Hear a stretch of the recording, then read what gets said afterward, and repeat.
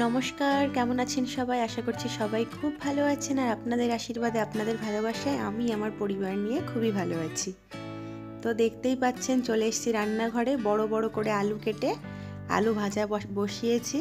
আর আজকে আমার বড় ছেলের আবদারে চলে এসেছি দুপুর 1টার সময় বিরিয়ানি করতে। ওর বাবা মাংস নিয়ে আস্তে আস্তে লেট করেছে, কারণ কাজ ছিল, কাজ বাজ সেরে একবারই চিকেন নিয়ে তারপর এসছে।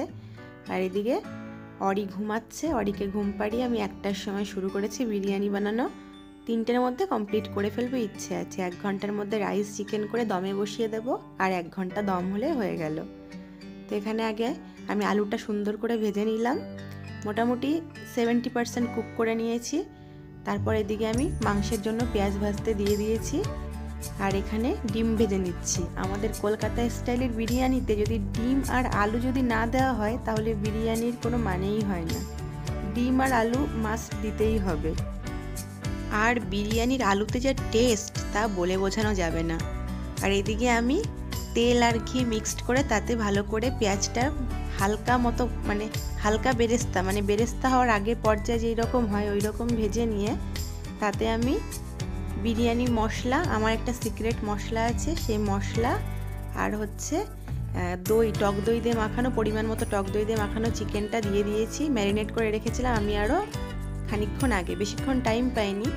আর এখানে এবার বেরেস্তা ভেজে নিচ্ছি। বেরেস্তাটা যখন ভাজা হয় সবসময় পেঁয়াজটা একটু উপর দিক থেকে আস্তে আস্তে করে যদি ছাড়া হয় তাহলে বেরেস্তাটা খুব ভালো হয়। মানে একবারে বাটি ধরে পেঁয়াজটা ঢেলে দিলে অতটা ভালো হয় না। মানে উপর থেকে পুরো যেমন হয় না যে ছিটা রুটি যেরকম করে বানায় ওই রকম করে করে যদি আস্তে করে ছাড়া হয় তাহলে খুব ভালো হয়। এদিকে আমার বিরিয়ানি রাইসটা বানানো হয়ে গেছে। এখানে আমি দুধের মধ্যে আতর, একটু ফুড কালার, কয় দানা কেশর আর হচ্ছে আতর, গোলাপ জল আর কেওড়া জল মিক্সড করে নিয়েছি। আর এবার একটু ঘিটা নামিয়ে নেব। বিরিয়ানি মানে ঘি, ঘি না হলে বিরিয়ানি কিন্তু জমবে না কোনো দিনও। দোকানে অতটা দেয় না, বাড়িতে তো দিতেই পারি, না দেওয়ার কিছু নেই। তো আমি ফটাফট করে সব কিছু গুছিয়ে নিচ্ছি, যেহেতু অরিটাও ঘুমিয়েছে। খুব ভালো হয়েছে, ওর বাবাও আমাকে একটু হেল্প করলো এসে, তাতে আমার তাড়াতাড়ি হলো। চিকেনটা কেটে টেটে পরিষ্কার করে দিল ওর বাবা। এটা নতুন কিছু নয়, বাড়িতে চিকেন কাটাকাটি যা কিছু ওর বাবাই করে। ওর বাবার দোকানের কাটাকাটি একদম পছন্দ না, শুধু জাস্ট ওই উপরের মানে যেটা বলে লোমটোমগুলো ফেলে নিয়ে এসে ঘরে পিস করে নেয়। আদির বাবা ভীষণ ভালো কাটিং করতে পারে, চিকেন ফিশ এগুলো খুব ভালো কাটিংও করতে পারে, তো ওগুলো বেশিরভাগও বাড়িতে এসেই করে। তো এখানে আমার চিকেন রেডি হয়ে গেছে। আর আমি চিকেন যখন ফুটছিল ওর মধ্যে আলুটা দিয়ে, আলুটা বাকি আরও 25% মতো করে নিয়েছি, মানে মোটামুটি 95% কুক হয়ে গেছে আমার আলু। এবার বাকিটা দমে পুরোপুরি সফট হয়ে যাবে। আর এখানে এই তো সব রেডি, এবার দম দেব আমি, মানে লেয়ার তৈরি করব। তৈরি করা দেখুন হয়েও গেছে, সুন্দর লেয়ার হয়ে গেছে, উপর দিয়ে বেরেস্তা ঘি ছড়িয়ে একদম মাখামাখি একটা ব্যাপার। আর এখানে আমি এক্সট্রা করে আটা মাখালাম না, দুবাইতে আটার প্রচুর দাম ভাই, অনেক আটা লাগবে, তাই শিলনোড়াটাই চাপিয়ে দিয়েছি ডেচকির উপরে। হিসাব জীবনে করতেই হবে, হিসাব না করলে কিচ্ছু হবে না। তো এবার দৌড়ে যাব চান করতে। চান টান সেরে চলে এসেছি, আদিও চলে এসেছি স্কুল থেকে। আর আদির আজকে এটা ছিল সারপ্রাইজ, কদিন ধরে বলছে কতদিন মা তুমি বিরিয়ানি করো না, আজকে পুরো সারপ্রাইজ পেয়ে আদি পুরো খুশি। আদি মাঝে মধ্যে একটু বেশি বায়না করে কি লুচি খাবো আর বিরিয়ানি খাবো, এই দুটো হচ্ছে আদির বায়না থাকে।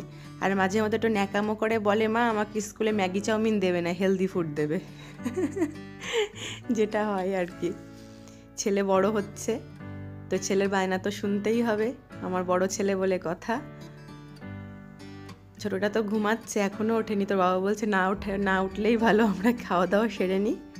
আর দুপুরবেলা দীপক আসেনি, ও রাত্রে আসবে। বিরিয়ানির পরিমাণ অনেকটাই করেছি, রাত্রেও ভালোভাবেই হয়ে যাবে। আর বিরিয়ানি করলে না একটু দুবেলা মতোই করি, কারণ সচরাচর তো করা হয় না, মাসে একবার কি দুবার, তো দুবার মানে দুপুরে করলে রাত্রেও হয়ে যায় আর কি। তো বেড়ে নিয়েছি বিরিয়ানি, কালারটা দেখুন কেমন এসছে। আর সত্যি কথা বলতে, নিজের কথা নিজে বলতে না, আমি বিরিয়ানিটা সুপার ডুপার হিট বানাই, একদম দারুণ দারুণ ফাটাফাটি বানাই। তো এই কাঁচা পেঁয়াজ কেটে নিয়েছি, ব্যাস। শশা কাটিনি, সবার একটু হালকা সর্দি আছে তার জন্য শশা কাটিনি, শশা ফ্রিজে আছে কিন্তু কাটা হয়নি। আর এই যে বসে গেছি খেতে। বিরিয়ানিতে যদি আলু না খান না, বিরিয়ানি খাওয়ার কোনো মানে নেই। একটু আলু, একটু ডিম, একটু চিকেন, একটু রাইস, আহা হা, জীবন একদম ধন্য, এর উপর দিয়ে আর কিছু হয় না। আর কলকাতা যদি কেউ কখনো যান দেখবেন কলকাতা বিরিয়ানি মানেই কিন্তু আলু তাতে থাকবেই। ডিমের জন্য এক্সট্রা পয়সা দিতে হয়, কিন্তু আলু থাকবেই। ডিমের জন্য এখন মধ্যে 10 টাকা করে নেয় এক্সট্রা। তো যাই হোক, এই ছিল আজকে আমাদের বিরিয়ানির পার্টি। মানে অসম্ভব ভালো হয়েছিল, এত তাড়াতাড়ি করে করেছিলাম। বিরিয়ানিটা কিন্তু খুব আস্তে আস্তে করতে হয়, তো তাড়াহুড়ো করলে হয় না, কিন্তু দারুণ হয়েছিল খেতে। তো সবাই জানাবেন কেমন লাগলো ভিডিওটা। সবাই খুব ভালো থাকবেন, বাই বাই।